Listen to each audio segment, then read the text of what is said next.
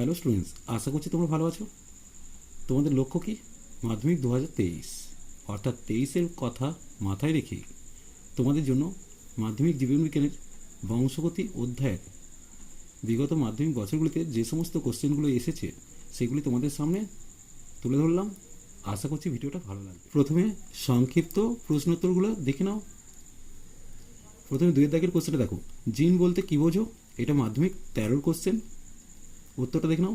ক্রোমোজোমের নির্দিষ্ট লোকাসে অবস্থিত নিউক্লিওটাইড দ্বারা গঠিত আরএনএ বা প্রোটিন উৎপাদনের মাধ্যমে জীবের চারিত্রিক বৈশিষ্ট্য নির্ধারণকারী বংশগতির একককে জিন বলে। কোশ্চেন নম্বর 3-টা দেখো, প্রকট বৈশিষ্ট্য বলতে কী বোঝো? উদাহরণ দাও। এটা মাধ্যমিক 13 এবং 11 সালে এসেছে। কোশ্চেনটা খুবই ইম্পর্টেন্ট। দুটি বিপরীতধর্মী বৈশিষ্ট্যযুক্ত একই প্রজাতিভুক্ত দুটি জীবের মধ্যে সংকরায়ন ঘটালে প্রথম অপত্যজনিতে উৎপন্ন সংকরজীবের দেহে যে বৈশিষ্ট্যটি প্রকাশ হয় তাকে প্রকট বৈশিষ্ট্য বলে। উদাহরণটা দেখে নাও। বিশুদ্ধ লম্বা ও বিশুদ্ধ খর্ব মটর গাছের সংকরায়ন ঘটালে প্রথম অপত্যজনিতে উৎপন্ন সব গাছ লম্বা হয়, অর্থাৎ লম্বা বৈশিষ্ট্যটি প্রকট। এরপর 4-এর কোশ্চেনটা দেখে নাও। প্রচ্ছন্ন বৈশিষ্ট্য বলতে কী বোঝো? উদাহরণ দাও। অর্থাৎ প্রকট বৈশিষ্ট্যের সাথে সাথে প্রচ্ছন্ন বৈশিষ্ট্যটাও খুব ইম্পর্টেন্ট 2023-এর জন্য। এটা মাধ্যমিক 13 এবং 11 সালে কোশ্চেনটা এসেছে। উত্তরটা দেখে নাও। দুটি বিপরীতধর্মী বৈশিষ্ট্যযুক্ত একই প্রজাতিভুক্ত দুটি জীবের মধ্যে সংকরায়ন ঘটালে প্রথম অপত্যজনিতে যে বৈশিষ্ট্যটি প্রকাশিত হয় না তাকে প্রচ্ছন্ন বৈশিষ্ট্য বলে। এর উদাহরণটা দেখে নাও। বিশুদ্ধ লম্বা ও বিশুদ্ধ খর্ব মটর গাছের সংকরায়ন ঘটালে প্রথম অপত্যজনিতে উৎপন্ন সমস্ত মটর গাছ লম্বা হয়, অর্থাৎ খর্ব বৈশিষ্ট্যটি প্রচ্ছন্ন বৈশিষ্ট্য। কোশ্চেন নম্বর 5টা দেখো, জিনোটাইপ কাকে বলে? এটা মাধ্যমিক 10 এবং 7 সালে এসেছে। জীবের নির্দিষ্ট বৈশিষ্ট্য প্রকাশের জন্য প্রয়োজনীয় জিন সংযুক্তিকে জিনোটাইপ বলে। উদাহরণটা দেখে নাও। বিশুদ্ধ লম্বা মটর গাছের জিনোটাইপ ক্যাপিটাল টিটি, আবার সংকর লম্বা মটর গাছের genotype capital T small tea. এরপর কোশ্চেন নম্বর 6টা দেখো, ফিনোটাইপ কাকে বলে? এটা মাধ্যমিক 7 সালের কোশ্চেন, অর্থাৎ 2007 এই কোশ্চেনটা এসেছে। কোনো জীবের ওপর পরিবেশের প্রভাব ও জিনগত সংযুক্তি দ্বারা নিয়ন্ত্রিত সমস্ত চারিত্রিক বৈশিষ্ট্যের বাহ্যিক প্রকাশকে ফিনোটাইপ বলা হয়। উদাহরণটা দেখে নাও। জিনগত সংযুক্তি ক্যাপিটাল টিটি অথবা ক্যাপিটাল টি স্মল টি যাই হোক না কেন, মটর গাছ উভয় ক্ষেত্রেই লম্বা বৈশিষ্ট্যটি প্রকাশ করে। কোশ্চেন নম্বর 7, বংশগতিতে বিশুদ্ধ বলতে কী বোঝো? উদাহরণ সহযোগে উল্লেখ করো। এটা মাধ্যমিক 2016 এবং 13-র কোশ্চেন। উত্তরটা দেখে নাও। ক্রোমোজোমের নির্দিষ্ট লোকাসে অবস্থিত দুটি সমপ্রকৃতির অ্যালিল দ্বারা নিয়ন্ত্রিত জীবের বৈশিষ্ট্যকে বিশুদ্ধ বৈশিষ্ট্য বলে। এর উদাহরণটা দেখে নাও। মটর গাছের বিশুদ্ধ লম্বা কাণ্ড ক্যাপিটাল টিটি, বিশুদ্ধ খর্ব কাণ্ড স্মল টিটি প্রভৃতি। কোশ্চেন নম্বর 8টা দেখে নাও। বংশগতিতে সংকরজীব বলতে কী বোঝো? উদাহরণ সহযোগে উল্লেখ করো। এটা মাধ্যমিক 2013 এবং 2008-এর কোশ্চেন। দুটি বিশুদ্ধ বৈশিষ্ট্য, এর উত্তরটা দেখে নাও। দুটি বিশুদ্ধ বিপরীতধর্মী বৈশিষ্ট্যযুক্ত জীবের মধ্যে সংকরায়ন ঘটালে যে জীব সৃষ্টি হয় তাকে সংকরজীব বলে। এর উদাহরণটা দেখে নাও।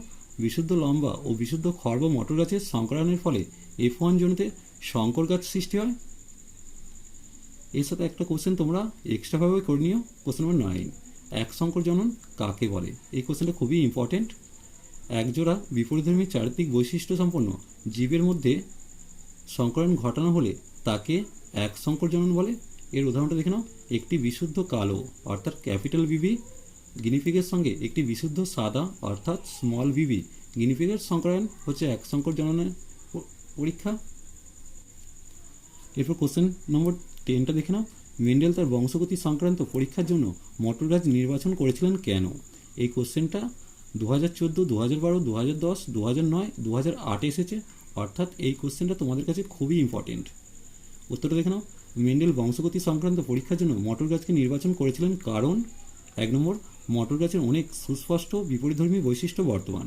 2 নম্বর, মটর গাছ দ্রুত বংশবিস্তারে সক্ষম, তাই অল্প সময়ের মধ্যে বংশানুক্রমে কয়েক পুরুষ ধরে পরীক্ষা নিরীক্ষা করা যায়। 3 নম্বর পয়েন্টটা দেখো, মটর গাছ উভলিঙ্গ হওয়ায় স্বপরাগযোগ ঘটিয়ে চারিত্রিক বৈশিষ্ট্যের বিশুদ্ধতা বজায় রাখা সম্ভব হয়। এরপর কোশ্চেন নম্বর 11টা দেখো। সংকরায়নের পরীক্ষায় কিভাবে প্রকট গুণ প্রকাশিত হয় তা উদাহরণের সাহায্যে লেখো। এটা মাধ্যমিক 2017 কোশ্চেন। এর উত্তরটা দেখে নাও। সংকরায়নের পরীক্ষায় প্রকট গুণ প্রকাশিত হওয়ার পদ্ধতি উদাহরণ সহযোগে ব্যাখ্যা। এক সংকর জনন পরীক্ষার ক্ষেত্রে মেন্ডেল বিশুদ্ধ লম্বা অর্থাৎ ক্যাপিটাল টিটি এবং বিশুদ্ধ বেটে অর্থাৎ স্মল টিটি মটর গাছ নির্বাচন করেন। এখানে ক্যাপিটাল টিকে লম্বা বৈশিষ্ট্যের প্রতীক এবং স্মল টিকে বেটে বৈশিষ্ট্যের প্রতীক হিসাবে ধরা হয়েছে। ক্যাপিটাল টি জিনটি স্মল টি জিনের উপর প্রকট। উপরোক্ত বৈশিষ্ট্যযুক্ত মটর গাছ দুটির মধ্যে সংকরণ ঘটালে প্রথম অপত্যজনিতে সব মটর গাছগুলি লম্বা হয়, কারণ ক্যাপিটাল টি জিন ও স্মল টি জিন বহনকারী জনন কোষগুলির মিলনে উৎপন্ন F1 জনুর মটর গাছগুলিতে ক্যাপিটাল টি আর স্মল টি অ্যালিল থাকে, তাই F1 জনুতে সকল মটর গাছগুলি লম্বা হয়। এই অবস্থায় F1 জনুতে উৎপন্ন মটর গাছগুলির মধ্যে সপরাগযোগ ঘটালে F2 জনুতে উৎপন্ন মটর গাছগুলির 3 ভাগ লম্বা এবং 1 ভাগ বেঁটে মটর গাছের সৃষ্টি হয়, কারণ F2 জনুর জিনগত গঠন অর্থাৎ genotype capital T small tea থাকা সত্ত্বেও এই জনুর উদ্ভিদগুলি ফিনোটাইপ লম্বা হয়ে থাকে। এর ফলে F2 জনুতে লম্বা ও বেঁটে গাছের অনুপাত 3:1 হয়। কোশ্চেন নম্বর 12 দেখো। মটর গাছের ক্ষেত্রে পৃথক বিভাজন সূত্র প্রতিষ্ঠা করার জন্য তোমাকে বৈশিষ্ট্য নির্বাচন করতে বলা হলো। এরকম বিপরীত গুণ সহ দুটি বৈশিষ্ট্যের নাম লিখো। এটা মাধ্যমিক 2019 কোশ্চেন। মটর গাছের বিপরীত গুণ সহ দুটি বৈশিষ্ট্য ছকের মাধ্যমে দেখানো হলো। মটর গাছের চারিত্রিক বৈশিষ্ট্য প্রকট প্রচ্ছন্ন। 1 নম্বর বীজের আকার, প্রকট হচ্ছে গোলাকার, প্রচ্ছন্ন হচ্ছে কুঞ্চিত। 2 নম্বর বীজত্বকের রং, প্রকট হচ্ছে হলুদ, প্রচ্ছন্ন হচ্ছে সবুজ।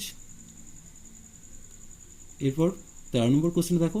দ্বিসংকর জনন পরীক্ষায় F1 জনুতে উৎপন্ন সংকর উদ্ভিদ capital Y small Y capital R small R থেকে সকল সম্ভাব্য গ্যামেটগুলি কী কী হতে পারে? এটা মাধ্যমিক 2018 কোশ্চেন। দেখে নাও। দ্বিসংকর জনন পরীক্ষায় F1 জনুতে উৎপন্ন সংকর উদ্ভিদ capital Y small Y capital R small R থেকে সম্ভাব্য গ্যামেটগুলি হল capital Y capital R capital Y small R small Y capital R small Y small R. Question number 14 দেখো। অসম্পূর্ণ প্রকটতার ক্ষেত্রে এক সংকর পরীক্ষায় F2 জনুতে ফিনোটাইপ ও জিনোটাইপের অনুপাত কী হবে? এটা মাধ্যমিক 2017 কোশ্চেন। অসম্পূর্ণ প্রকটতার ক্ষেত্রে এক সংকরায়ন পরীক্ষায় F2 জনুতে ফিনোটাইপিক ও জিনোটাইপিক অনুপাত একই হয়, তা হলো 1:2:1। Question number 16। অনেক পরিবারে কন্যা সন্তান জন্মের জন্য মাতাকে দায়ী করা হয়। এই ধারণাটি যথার্থ নয়, তাই একটি ক্রসের সাহায্যে দেখাও। মাধ্যমিক 2017 কোশ্চেন। কোশ্চেনটা খুবই ইম্পর্টেন্ট। পুরুষের ক্ষেত্রে শুক্রাণু উৎপাদনের সময় শুক্রাণু মাতৃকোষ থেকে মিওসিস প্রক্রিয়ায় 2 প্রকার শুক্রাণু বা পুংগ্যামেট তৈরি হয়, যার একটি X ক্রোমোজোম সমন্বিত 22A প্লাস X অর্থাৎ 22 অটোজোম প্লাস একটি সেক্স ক্রোমোজোম এবং অপরটি Y ক্রোমোজোম সমন্বিত 22A প্লাস Y। কিন্তু মহিলাদের ক্ষেত্রে শুধুমাত্র এক প্রকার ডিম্বাণু অর্থাৎ 22A প্লাস X তৈরি হয়। 22A প্লাস X সমন্বিত শুক্রাণু ডিম্বাণুকে নিষেধ করলে ভ্রূণটি কন্যা সন্তান হয়। 22A প্লাস Y সমন্বিত শুক্রাণু ডিম্বাণুকে নিষিদ্ধ করলে ভ্রূণটি পুত্র সন্তান হয়। সুতরাং এর থেকে বোঝা গেল যে কন্যা সন্তান অথবা পুত্র সন্তান জন্মানো নির্ভর করে বাবার পুংগ্যামেটের উপর। ক্রসটা দেখে নাও। বাবা হেটেরোগ্যামেটিক অর্থাৎ 44 অটোজোম প্লাস XY, মা হোমোগ্যামেটিক অর্থাৎ 44 অটোজোম প্লাস XX।